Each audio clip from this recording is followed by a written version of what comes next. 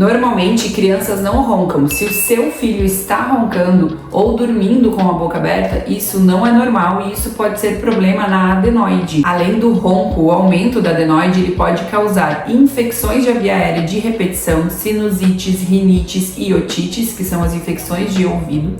Vai trazer uma má qualidade do sono, resultando em dificuldade de concentração e aprendizado, atraso de fala, como também respiração pela boca e apneia do sono durante a noite.